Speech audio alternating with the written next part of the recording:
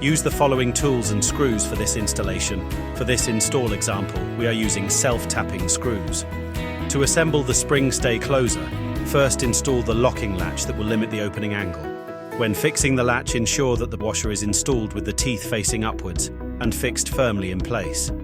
Insert the spring into the closer as well as the stopping screw, before sliding into place the arm bracket.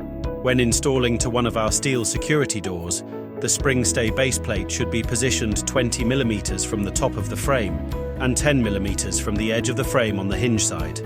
Drill holes in the door and door frame using the closer and base plate as a guide.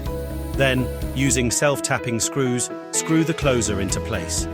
Once the door is open at a 90-degree angle, install the base plate and arm to the frame of the door.